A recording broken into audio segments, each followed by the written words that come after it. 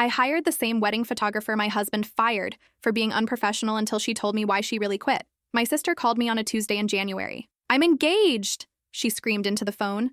I screamed back, jumped up from my desk. My coworkers looked over. "When? How? Tell me everything." "Last night. Beach proposal. Ring is gorgeous. I'm dying. I'm actually dying. I'm so happy for you." "Listen," she said, voice shifting to business mode. "I need your help. You're good at this stuff. Planning, organizing, all the details. Of course, whatever you need. I need you to be my unofficial wedding planner. I can't afford a real one, but you love this stuff, right?" I did love it.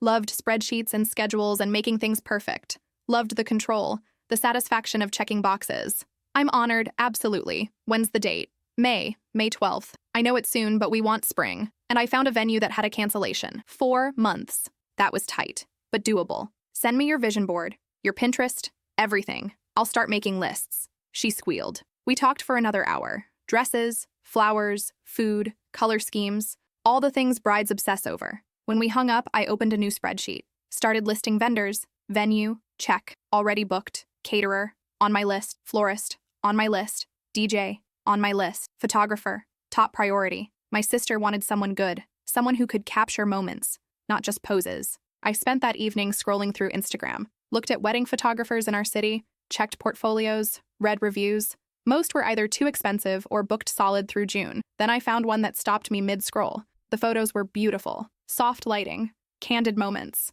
couples laughing, families hugging, the kind of images that felt like memories instead of staged shots. I clicked through the feed. Every wedding looked different, unique. Not the same cookie-cutter poses everyone did. The reviews were all 5 stars. Captured our day perfectly. Made us feel so comfortable. Worth every penny. The prices were reasonable. Not cheap, but fair. I checked the availability calendar. May 12th was open. I sent a message that night. "Hi, my sister is getting married May 12th and we love your work. Would you be available for a consultation?" She responded the next morning. "I'd love to. Coffee this week?" We set it up. Thursday afternoon, coffee shop downtown. I told my husband about it at dinner. "Found a photographer for your sister?" he asked, not looking up from his phone. "Yeah, meeting her Thursday. Her work is incredible." "That's good." He wasn't really listening, hadn't been really present for weeks, always on his phone, always distracted. "You okay?" I asked. "Fine, just work stuff. Want to talk about it?" "Not really."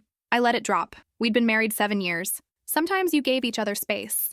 Thursday came. I left work early, grabbed coffee and found a table by the window. The photographer arrived exactly on time, mid-30s, professional looking, dark hair pulled back, carrying a leather portfolio. She smiled when she saw me, started walking over. Then her smile faltered. Something flickered across her face. Confusion, then recognition, then something that looked like fear. She stopped walking, just stood there in the middle of the coffee shop, staring at me. "Hi," she said slowly, approaching the table. "Thanks for meeting me. Thanks for coming." I stood, shook her hand. "I'm so excited about your work. My sister's going to love your style." She sat down carefully, like the chair might break. Opened her portfolio, but kept glancing at me. "Have we met before?" she asked. "I don't think so." "You look really familiar." I laughed. I have one of those faces, I guess. But she wasn't laughing. She was staring, really looking at me, studying my features. Then her face went pale, actually lost color. "Oh my God," she whispered. "You're her." "I'm sorry?" "The bride, from 7 years ago. Your last name is Bennett." My stomach dropped. Bennett was my husband's last name. Our wedding was 7 years ago this summer. "You did our wedding?" I started to, but I got fired the day after. The memory came back slowly, fuzzy. It had been 7 years. My husband coming into our hotel room the morning after our wedding, angry. Said the photographer had been unprofessional, showed up drunk, missed important shots during the ceremony. I'd been devastated. Our wedding photos ruined. We'd called her that afternoon, demanded a refund. She'd tried to defend herself, said she didn't drink, said she got every shot. But my husband had been adamant. We'd gotten a partial refund, hired a backup photographer for the reception that evening. The whole thing had been a disaster. "Oh," I said slowly, "that was you." "Yeah." Her voice was bitter, hard. "That was me. I'm so sorry. That must be awkward, running into me like this." I tried to smile, tried to lighten the mood. "But I promise this is different. This is my sister's wedding. Fresh start. And honestly, your work now is incredible. Whatever happened back then, I wasn't unprofessional." The words came out sharp, like glass. I blinked. "What?"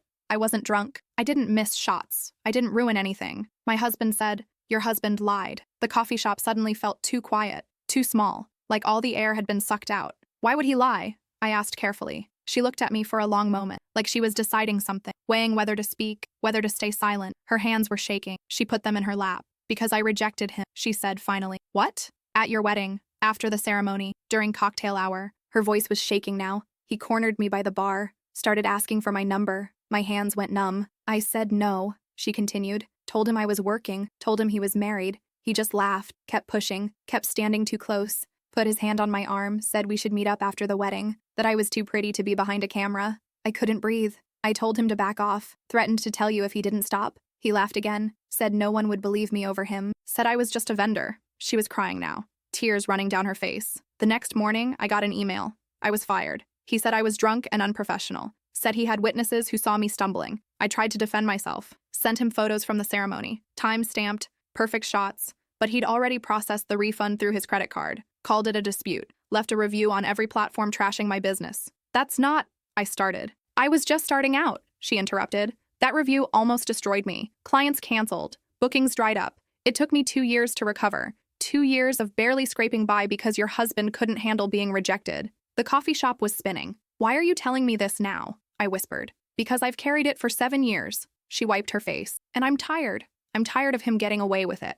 Tired of wondering if he did it to other people. Tired of knowing you have no idea who you're married to. She stood up, grabbed her portfolio. I can't do your sister's wedding. I'm sorry, but you deserve to know the truth. She walked out. I sat there, in the coffee shop, staring at my cold coffee. My husband hit on someone at our wedding, on our wedding day, while I was in the bathroom, while I was greeting guests, while I was being a bride. He propositioned the photographer, made her uncomfortable enough that she threatened to tell me. Then he destroyed her career to cover it up. What kind of person does that? I drove home in a daze, hands shaking on the steering wheel, mind racing. My husband wasn't home yet, still at work, or so he said. I sat in our living room, on the couch where we watched TV, where we'd said our vows meant something, tried to remember our wedding day, tried to remember if I'd noticed anything wrong. I remembered him disappearing during cocktail hour, said he was getting drinks, taking photos with his groomsmen, networking with guests.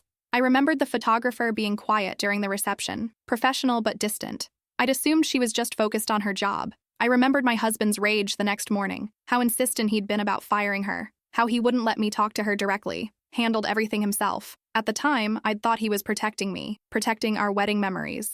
Now I saw it differently. He was protecting himself. My phone rang. My sister. Did you meet with the photographer? What did you think? She can't do it, I said, voice flat. What? Why? I loved her work. It's complicated. I'll find someone else. Are you okay? You sound weird. I'm fine. Just tired. I'll call you tomorrow. I hung up before she could ask more questions. My husband came home at 7, normal time, briefcase in hand, tie loosened. Hey, he said, kissing my forehead. How was your day? Fine. He went to the kitchen, started making dinner, pasta, his specialty. I watched him from the couch. This man I'd married. This man I'd built a life with. Who was he? How was the photographer meeting? He called from the kitchen. My blood went cold. Fine, I lied. She's booked. Have to find someone else. That's too bad. He didn't sound concerned, didn't sound interested, just making conversation while cooking. I wanted to scream, wanted to throw something, wanted to demand the truth, but I didn't. Because if the photographer was telling the truth, and everything in my gut said she was, then I needed to know the whole truth. If he did this at our wedding, what else had he done? The next morning, after my husband left for work, I sat at our kitchen table, stared at his laptop. He'd left it there, unlocked. He was always careless about that, always trusted me, always assumed I'd never look. I'd never wanted to be the wife who snooped, who invaded privacy, who didn't trust. But that was before. Before I knew he'd hit on someone at our wedding. Before I knew he was capable of destroying someone's career to cover his tracks. If he did that, what else had he done? My hands were shaking when I opened the laptop. His email was already pulled up. Work account. Nothing unusual on the screen. I started scrolling, slowly at first, then faster. Work emails, boring project updates, client communications, meeting confirmations, nothing. I checked his trash folder. More of the same. Then his deleted items, emails removed but not permanently gone. That's where I found it. An email from someone named Melissa, 3 months old. Subject line, last night. My heart started pounding. I clicked. Thanks for last night. Can't wait to see you again. Thursday. Same place? Thursday. He always worked late on Thursdays. Had for the past 3 months. Client dinners, he'd say. Team building. Can't get out of it. I'd believed him. Adjusted my schedule. Ate dinner alone on Thursdays. I searched his sent folder, found his response to Melissa. Same. 8 p.m.? Can't stop thinking about you. My stomach turned. I searched for more. Found dozens of emails over 3 months. Meet me at the usual place? Tonight was amazing. When can I see you again? Nothing explicitly sexual, but intimate. Too intimate. The kind of messages you send to someone you're sleeping with. I took screenshots. My hands shaking so badly I had to try 3 times. emailed them to myself, then deleted the sent email from his account so he wouldn't know. My mind was racing. 3 months, 12 weeks, probably 48 Thursdays, 48 nights of lies. I checked his recent emails. Nothing from Melissa in the past 2 weeks. Had it ended? Or had he just gotten smarter? I opened his messages app, searched for Melissa. Nothing. But I knew him, knew his habits. He never actually deleted anything, just moved it to recently deleted. I checked. There it was. An entire conversation, weeks worth. My heart was hammering now, hands cold, breathing shallow. I started reading. Restaurant recommendations. Try the pasta at Marino's. Comments about his day. Boss was brutal today. Plans to meet. Thursday at 8? I can't wait. Inside jokes I didn't understand. References to things they'd done together. Then, 2 weeks ago, from Melissa. I think we should stop. This isn't fair to either of us. His response, please don't do this. We're good together. Her, you're married. I knew that going in, but I can't do this anymore. I can't be the other woman. I deserve better than this. Him, I'll leave her. Just give me time. My vision blurred. Tears I didn't realize I was crying. I'll leave her. He'd said that to another woman, promised to leave me while sleeping in our bed, while eating dinners I cooked, while playing the role of faithful husband. Melissa's last message, don't say things you don't mean. We're done. Please don't contact me again. No response from him after that. She'd ended it. Not because he'd chosen me, but because she'd chosen herself. I took more screenshots, saved everything. Then I opened his browser. History wasn't cleared. He was sloppy, always had been. Relied on me to remember passwords, to manage accounts, to handle the details. I scrolled through. Work sites, news, sports scores, normal stuff. Then, buried in the middle, Match.com. My hands froze on the trackpad. I clicked. His profile loaded. Automatically logged in. Active account. Photos I'd never seen. Professional-looking shots. Him in a suit. Him at a coffee shop. Him hiking. When had he gone hiking? Bio. Recently single. Looking for something casual and fun. No drama. Just enjoying life. Recently single. We'd been married 7 years. I checked his messages on the site. Dozens of conversations. Women asking about his work, complimenting his photos, suggesting coffee dates. His responses were practiced. Smooth. Like he'd done this before. Many times before. I'd love to grab coffee. Thursday work for you? Always Thursday. I checked Tinder next. Also active. Different photos, similar bio, Bumble, same. He was on 3 dating apps. Active on all of them. Messaging women. Setting up dates. While married to me. How long had this been going on? Since before Melissa? Since our wedding? Since before our wedding? I felt like I couldn't breathe. Like the room was shrinking. I took screenshots of everything. The profiles, the messages, the lies. Emailed them all to myself. Then logged out. Closed the browser. Put the laptop back exactly where I'd found it. I walked to the bathroom. Looked at myself in the mirror. Who was this person? This woman who'd been so blind. So trusting. So stupid. I'd planned our wedding. Said vows. Promised forever. And he'd been cheating, maybe from day one. I called in sick to work. Couldn't imagine sitting at my desk, smiling at coworkers, pretending I was fine. I spent the day on the couch, not moving, just staring at the wall, trying to remember signs I'd missed, the times he came home late. Traffic was terrible, the times he was distant, just work stress, the times he turned away from me in bed. I'm exhausted, the times his phone was face down, batteries dying, the times he showered immediately when he got home. I went to the gym, all lies. Every single one. My phone rang. My mother. Hi, sweetheart, just checking in. I started crying. Couldn't help it. Couldn't hold it in anymore. What's wrong? Her voice sharp with concern. Are you hurt? I'm fine. I can't talk about it right now. Is it your husband? Did something happen? Mom, I have to go. I hung up before she could ask more. Turned off my phone. Sat in silence. The house felt different now. Wrong. Like I was seeing it for the first time. The couch where we watched TV. He'd been messaging other women while sitting here. The kitchen where I cooked dinner. He'd been planning dates while eating my food. The bedroom where we slept. He'd been coming home from other women and climbing into bed with me. Everything was contaminated. Everything was a lie. Hours passed. The sun moved across the sky. I didn't move. Finally, around 5, I heard his key in the lock. I'd thought about leaving, about not being here when he came home, about running, but I couldn't. I needed to see his face. Needed to hear him try to explain. Needed to watch him lie one more time. Hey, he said, coming into the living room. Briefcase in hand, tie loosened, same routine as always. How was your day? Fine. He went to the kitchen, started pulling out ingredients for dinner. Pasta, his specialty, the one thing he knew how to make. I watched him from the couch. This man I'd married, this stranger. How was the photographer meeting? He called from the kitchen, casual, like he didn't care, like it didn't matter. My blood went cold. Fine, I managed. She's booked. That's too bad. Want me to help you find another one? No. He kept cooking, humming to himself, completely comfortable. Completely unaware. Or was he? Did he know the photographer had told me? Was he testing me? Seeing if I knew? I wanted to scream, wanted to throw something, wanted to destroy something the way he'd destroyed us. But I sat there, waiting, building my courage. Finally, I couldn't take it anymore. "We need to talk," I said. The words came out steady, calmer than I felt. He looked up from his plate, pasta halfway to his mouth. "About what?" "The photographer." His fork clattered against the plate. Face went white, completely drained of color. "Who?" Don't pretend you don't know." He set down his fork carefully, too carefully, buying time. "I don't know what you're talking about. From our wedding. That was 7 years ago. Why are we talking about—" "You hit on her. At our wedding. Then you fired her when she rejected you. Destroyed her career to cover it up." Silence. Heavy. Suffocating. He stared at his plate. Wouldn't look at me. "She told me everything," I continued.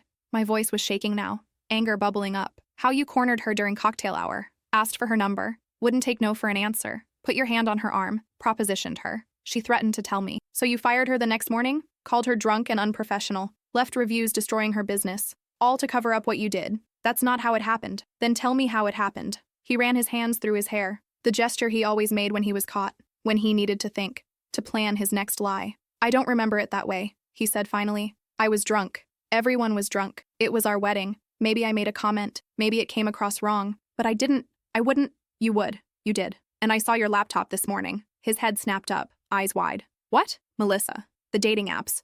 All of it." He stood up, fast, chair scraping against the floor. "You went through my laptop? You went through our marriage vows, which is worse. That's different." "How? How is it different? You invaded my privacy." I started laughing, couldn't help it. Hysterical, high-pitched. "Your privacy? You've been on dating apps. You've been meeting women. You've been having an affair. For months, maybe years. And you're worried about privacy? Melissa was a mistake. It's over. She ended it. She ended it. Not you. She ended it because she didn't want to be the other woman. Because she had more self-respect than that. Not because you chose me. I did choose you. I'm here, aren't I? Are you? Because it seems like you've been everywhere but here. In our marriage. In our life. You've been on dating apps calling yourself single. You've been with other women while I cooked you dinner and waited for you to come home." He sat back down, put his head in his hands. "I don't know what to say. Start with the truth. How long?" "Melissa was 3 months. That's it." "The dating apps?" Silence. "How long have you been on dating apps?"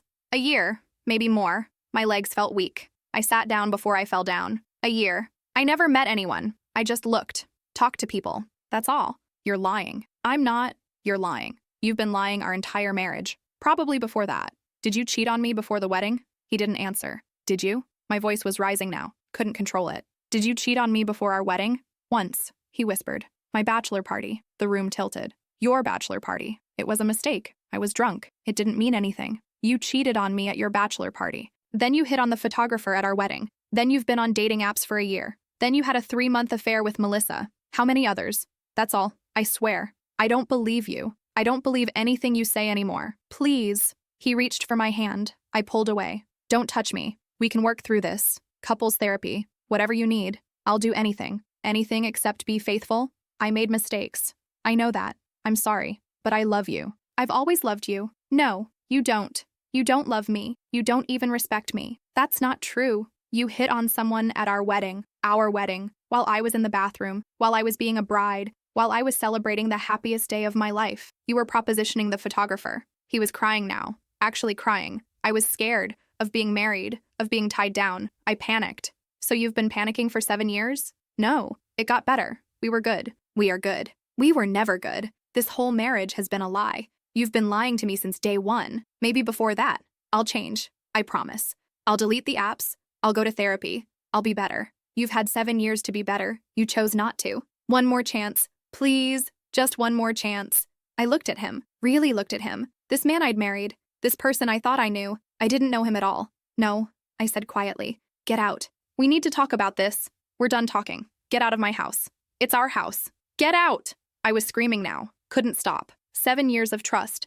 7 years of love. 7 years of believing. All of it gone. Pack a bag and get out. Now. He tried to argue. Tried to explain. Tried to minimize. It wasn't that bad. It was one mistake. I never meant to hurt you. Lies. All lies. I stopped listening. Just kept repeating the same thing. Get out. Get out. Get out. He finally went to the bedroom. Started packing. Throwing clothes in a duffel bag. Moving slowly. Like if he took long enough, I'd change my mind. I wouldn't. He came back to the living room. Bag in hand. Keys in the other. "Where will you go?" I asked. Not because I cared. Just to fill the silence. "I'll stay with a friend. Figure something out." "Fine." He stopped at the door. Hand on the knob. I love you. I know you don't believe me, but I do. No, you love the idea of me. The wife who cooked and cleaned and didn't ask questions? The woman who believed your lies? That's not love. That's convenience. That's not fair. Fair? You want to talk about fair? I wasted 7 years on you. 7 years of my life on someone who didn't value me, didn't respect me, didn't choose me. Not once. Not ever. So don't talk to me about fair. He opened his mouth, closed it. Nothing to say. No defense left. He walked out. The door closed behind him. I locked it, put the chain on, stood there. Then I collapsed. Slid down the door, sat on the floor, sobbed into my knees. 7 years. Gone. Just gone. I changed the locks the next morning, called a locksmith at 7 a.m., paid extra for immediate service. He arrived within the hour. Professional. Didn't ask questions when he saw my face. Red from crying, swollen. Just the front door? He asked. Front and back. And the garage code. Can you change that too? Yes, ma'am. It took 40 minutes. He handed me 3 new keys, showed me how to reset the garage. You doing okay? He asked at the door. I almost lied. Almost said I was fine. But what was the point? Not really, but I will be. He nodded. Good for you. Whatever happened. Good for you for taking control. After he left, I called a lawyer. Found one through a friend's recommendation. Woman in her 50s. Sharp. Professional. No nonsense. I need to file for divorce, I told her over the phone. How long have you been married? 7 years. Kids? No. Assets. A house. Some savings. Nothing complicated. Infidelity? My throat tightened. Yes. Can you prove it? I have screenshots, emails, text messages, dating app profiles. Good. That helps. Can you come in this afternoon? I went to her office at 2, brought my laptop, showed her everything. She scrolled through the screenshots. Face, neutral, professional. But I saw something flicker in her eyes. Disgust. Maybe pity. This is straightforward, she said finally. With this evidence, we can file on grounds of adultery. Depending on the state, that might affect asset division. I don't want his money, I just want out. I understand. But let's be smart about this. You're entitled to half of everything. Maybe more, given his behavior. I just want the house. And my name back. She looked at me over her glasses. You're angry now. And hurt. That's valid. But don't make decisions based on emotion that you'll regret later. Let me protect your interests. That's my job. I nodded, too exhausted to argue. She filed the papers that week, had him served at work. He called me immediately. You're seriously doing this? Yes. We can still fix this. Go to counseling. Work it out. No. You're throwing away 7 years. You threw them away. Not me. You chose this. I made mistakes, but stop. Stop calling. Stop texting. Talk to your lawyer. Leave me alone. I hung up, blocked his number. He tried to come to the house twice. Knocked for 20 minutes the first time. I sat on the couch, headphones on, music loud. Couldn't hear him but knew he was there. Could see his shadow under the door. Eventually he left. The second time, he called through the door. Please, I need to talk to you. Face to face. Please. Talk to my lawyer. I made a mistake. 7 years of marriage shouldn't end because of one mistake. It's not one mistake. It's hundreds. Each one choosing someone else over me. Silence from the other side of the door. Then footsteps retreating. He stopped coming after that. My sister called every day. How are you? What do you need? Can I come over? I'm okay. I just need time. You don't have to go through this alone. I know, but I need to. For now. She understood, gave me space, but checked in every single day. I love you. I'm here. My mother flew in 2 weeks later, showed up at my door with suitcases. I'm staying for a week. Don't argue. I didn't. Just hugged her. Started crying again. She held me, let me sob into her shoulder. I'm so sorry, sweetheart. I'm so sorry. She cooked, cleaned, made me eat when I didn't want to, made me shower when I couldn't, made me leave the house when all I wanted was to hide. You're going to get through this, she said one night over tea. It doesn't feel like it now, but you will. I wasted 7 years. You didn't waste them. You lived them. You loved him. That wasn't a waste. It was real. He's the one who wasted it,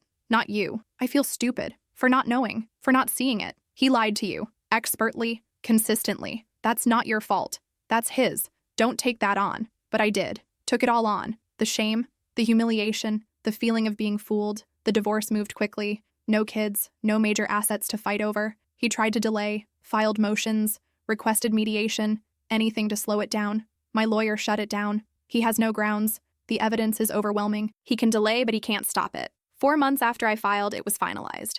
I went to the courthouse alone, sat in the waiting room, filled out forms. He was there, across the room, with his lawyer. Didn't look at me. The judge called us up, read through the documents, asked if we'd tried counseling. No, Your Honor, my lawyer said. My client feels it's irrelevant given the evidence of adultery. The judge looked at my ex-husband. Any objections? His lawyer whispered something to him. He shook his head no. Then the divorce is granted. Assets will be divided as outlined. Each party is free to remarry. That was it. 7 years. Over in 10 minutes. I walked out of the courthouse, into the bright afternoon sun, felt lighter somehow. Not better, not healed, but lighter. My ex-husband tried to catch me in the parking lot. Can we talk? No, please, just 5 minutes. There's nothing left to say. I'm sorry, for everything, for all of it. I know that doesn't fix anything, but I need you to know. I looked at him, really looked at him, for the first time in months. He looked terrible, thinner, older, tired. Part of me felt bad, small part. The part that had loved him once. The rest of me felt nothing. I hope you figure yourself out, I said. I hope you get help. I hope you stop hurting people. But I can't be part of that journey. Not anymore. I got in my car, drove away, didn't look back. The healing took time. Months. Then a year. Then longer. I started therapy 2 weeks after filing. Twice a week at first. Then once. Then every other week. Talked through the betrayal, the trust issues, the anger, the shame. My therapist was patient, kind. Let me cry. Let me rage. Let me process. You're not broken, she told me once. You're hurt. There's a difference. Hurt heals. Broken needs fixing. You just need time. I joined a divorce support group, sat in a circle with 8 other people, all of us raw, all of us hurting. Heard their stories, affairs, abuse, abandonment, all different, all the same. I thought I was the only one, I said during my first session. The only one who didn't see it coming. You're not, the group leader said gently. You're not even close. That helped. Knowing I wasn't alone, knowing I wasn't uniquely stupid. I reconnected with old friends, people I'd lost touch with during the marriage. I'm so sorry, I told them. I disappeared. I got too wrapped up in my relationship. We get it, they said. We're just glad you're back. We started doing things again. Dinners, movies, weekend trips.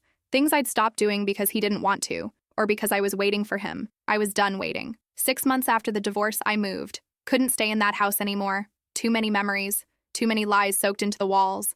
Found a small apartment downtown, 1 bedroom, just enough space for me. Started over. New furniture. New routines. New life. My sister got married in May. I stood next to her, held her flowers, cried during the ceremony. Not from sadness, from joy, from hope, from seeing her happy. We'd found a different photographer, someone kind and professional, someone who captured every moment beautifully. During the reception, my sister found me sitting alone. You okay? She asked. Yeah, really okay. I'm proud of you, for leaving, for choosing yourself, for being here, even though it must be hard. It was the hardest thing I've ever done, and the best. A year after the divorce, I was doing better. Not perfect. Still had hard days. Days where I felt angry, betrayed. Days where I questioned everything. But more good days than bad. I'd started running, took up painting, joined a book club, filled my life with things that made me happy. Things that were mine, just mine. My ex tried to reach out occasionally. Emails that started the same way. I've been thinking about you, about us. I made mistakes.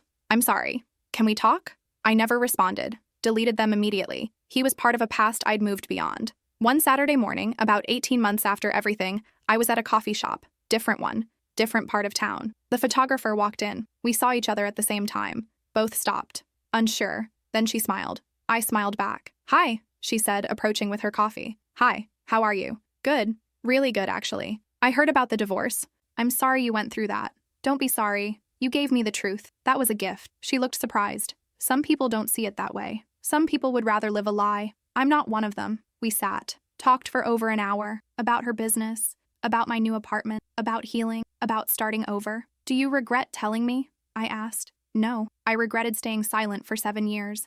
I should have told you sooner. You told me when I was ready to hear it. That's what matters. We exchanged numbers, started meeting occasionally, coffee, lunch, movies. Not quite friends, not quite strangers, something in between. 2 people connected by the worst day that led to better ones. 2 years after the divorce, I was thriving. Not just surviving, thriving. I'd gotten promoted at work, moved to a bigger apartment with a balcony, started dating, casually, nothing serious, just enjoying myself, learning to trust again, slowly, carefully, but learning. My ex sent one last email, 2 years to the day after the divorce. I know you won't respond. I know I don't deserve it, but I needed to tell you. I'm in therapy, working on myself, understanding why I did what I did. It wasn't about you. It was never about you. You deserved better. I'm sorry I couldn't be that. I hope you're happy. I hope you found someone who values you. You deserve that. I read it 3 times, then deleted it. He was right. I wouldn't respond. Not because I was angry anymore, but because I'd moved on. Because he was part of a chapter I'd closed. Because I'd found what he said I deserved. Not someone else who valued me. Myself. I valued me. Finally. Completely. Without question. And that was enough. I thought about that coffee shop meeting sometimes, with the photographer, How one conversation had changed everything. How the truth, even when it destroys, is better than a comfortable lie. How sometimes the worst days lead to the best decisions. I'd lost my marriage, but I'd found myself, and that was worth everything.